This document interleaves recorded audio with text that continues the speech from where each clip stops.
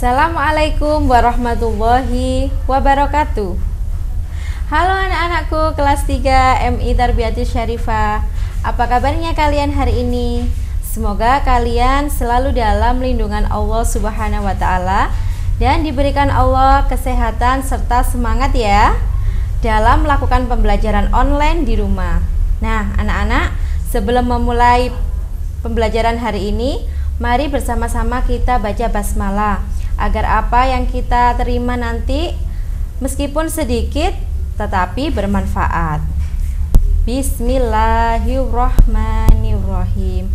Nah, anak-anak, dalam video pembelajaran kali ini kita akan belajar tematik masih dalam tema 1, subtema 4 tentang pertumbuhan dan perkembangan tumbuhan. Anak-anak, kalau di video pembelajaran kemarin kita belajar tentang pertumbuhan dan perkembangan hewan. Ada 3 cara, yaitu yang pertama dengan cara bertelur yang biasanya disebut dengan ovipar, melahirkan vivipar, dan bertelur dan melahirkan yang biasanya disebut dengan ovovivipar. Nah, kalau dalam tumbuhan apa saja ya kira-kira? Ayo kita pelajari bersama-sama. Pertumbuhan dan perkembangan tumbuhan.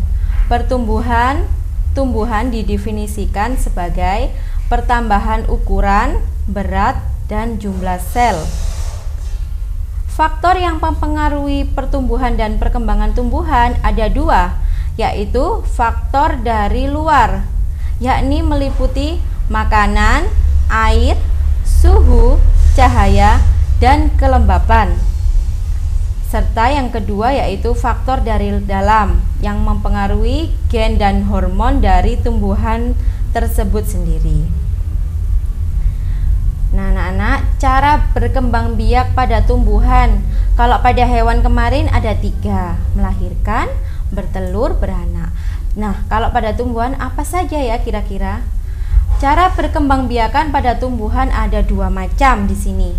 Ada vegetatif yang pertama, yang kedua ada generatif. Vegetatif yaitu secara kawin. Jika generatif vegetatif secara tidak kawin, generatif secara kawin. Perkembangbiakan vegetatif dibagi menjadi 2, yaitu vegetatif alami dan vegetatif buatan. Vegetatif alami adalah proses perkembangbiakan secara vegetatif tanpa bantuan manusia. Sedangkan vegetatif buatan ada ikut campur tangan dari manusia. Vegetatif alami yaitu perkembangbiakan ini dilakukan tanpa bantuan manusia tadi anak-anak, yaitu alat perkembangbiakannya berasal dari tumbuhan induknya. Ada banyak tumbuhan untuk berkembang biak dengan vegetatif alami seperti akar tinggal atau yang biasa disebut dengan rizoma atau rizom, spora, umbi lapis, umbi akar, umbi batang, geragi atau stalon, tunas, dan tunas adventi. Ini adalah contoh tumbuhan atau tanaman yang berkembang biak secara vegetatif. Selanjutnya anak-anak, jika ada vegetatif alami, ada vegetatif buatan, yaitu perkembangbiakan ini dilakukan dengan bantuan manusia, makanya disebut dengan vegetatif buatan. Jika tidak ada bantuan manusianya, dia tidak bisa terjadi perkembangbiakan. Perkembangbiakan vegetatif buatan ini bertujuan untuk menghasilkan kualitas tumbuhan baru yang lebih baik. Jadi dia bisa bertumbuh jika tidak ada bantuan manusia, tapi hasil atau kualitas tumbuhannya kurang baik. Perkembangbiakan vegetatif buatan ini bisa dilakukan dengan beberapa cara, yaitu stek, cangkok, atau okulasi. Nah, ini adalah gambar perkembangbiakan vegetatif buatan. Yang pertama ada dengan cara mencangkok tanaman, Ada dengan cara okulasi tanaman, ada dengan cara mestek tanaman. Kalau tadi sudah dijelaskan Bu Vika perkembangbiakan secara vegetatif, ada vegetatif alami, ada vegetatif buatan. Di sini ada perkembangbiakan secara generatif. Perkembangbiakan generatif atau reproduksi generatif adalah perkembangbiakan tumbuhan secara kawin atau pembuahan. Proses perkembangbiakan generatif ini membutuhkan alat kelamin jantan dan alat kelamin betina. Proses perkembangbiakan generatif ini pada tumbuhan diawali dengan penyerbukan anak-anak, yaitu melekatkan atau jatuhnya serbuk sari ke kepala putik. Setelah itu, pada bunga terjadi karena bantuan angin, air, hewan, atau manusia.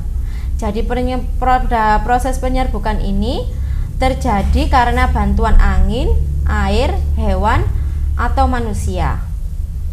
Selanjutnya yaitu setelah proses penyerbukan terjadi proses pembuahan. Pembuahan terjadi sebagai bakal biji tumbuhan baru.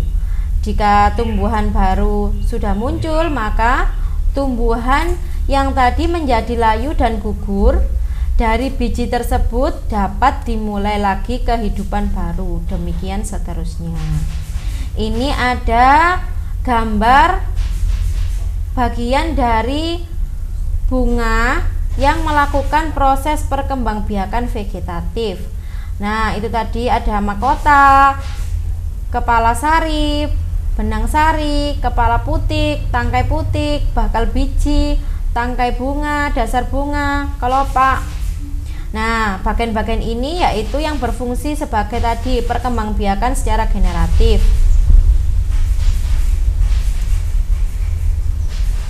Tanaman yang berkembang biak dengan umbi. Umbi adalah bagian tanaman yang menggembung dan tertanam di dalam tanah. Ada 3 macam umbi: umbi batang, umbi lapis, dan umbi akar. Ketiga cara itu termasuk dari beberapa cara perkembangbiakan tumbuhan secara vegetatif alami. Artinya tumbuhan itu berkembang biak tanpa adanya campur tangan dari manusia. Nah, ini ada yang pertama yaitu perkembangbiakan vegetatif secara umbi lapis. Perkembangbiakan ini dilakukan secara vegetatif alami dengan cara tumbuhnya daun yang bagian pelepah atau daun tipis yang berlapis-lapis. Selain tumbuh daun pada bagian atas, juga akan tumbuh akar pada bagian bawah membentuk akar serabut. Contohnya bawang merah, tulip, bunga bakung, bawang putih. Nah, anak-anak, jika kalian pernah melihat bawang merah, kalau kita iris dia akan membentuk lapisan-lapisan tipis. Makanya ini dia disebut sebagai umbi lapis. Dan jika kita lihat lagi bawang merah yang masih utuh dan belum dikupas, bawahnya dia akan membentuk akar serabut. Nah, di dalam lapisan-lapisan ini dia berkembang biaknya secara vegetatif alami. Kalau tadi ada umbi lapis, ini ada umbi batang. Umbi batang adalah batang yang tumbuh di dalam tanah. Bagian ujung batang itu akan menggembung membentuk umbi. Bagian batang yang menggembung dan membentuk umbi itu merupakan tempat penyimpanan cadangan makanan, terutama zat tepung. Contohnya, tumbuhan yang berkembang biak dengan umbi batang ada kentang, gembili, talas, dan dahlia. Ini ada contoh tumbuhan atau tanaman kentang. Dia menyimpan cadangan makanannya pada batangnya, yaitu terutama mengandung zat tepung, anak-anak. Selanjutnya yang terakhir ada umbi akar, adalah akar yang membesar berisi cadangan makanan. Jika umbi ini ditanam bersama dengan pangkal batang, maka akan tumbuh tunas. Lalu tunas ini yang menjadi tumbuhan baru. Contoh adalah wortel, lobak, ketela pohon atau singkong. Nah, ini adalah tumbuhan yang menggunakan cara perkembangbiakan vegetatif alami dengan umbi akar. Jadi akarnya yang dibuat untuk menyimpan cadangan makanan. Ada wortel tadi ya, umbi bengkoang atau buah bengkoang, umbi singkong, lobak, umbi bunga dahlia. Nah, anak-anak, dalam penjelasan Bu Vika tadi kita sudah belajar tentang cara perkembangbiakan tumbuhan atau proses pertumbuhan dan perkembangan tumbuhan. Jadi ada dua ya, diulangi Bu Vika sekali lagi, secara vegetatif dan secara generatif. Di vegetatif ada juga dua, ada vegetatif alami dan juga vegetatif buatan.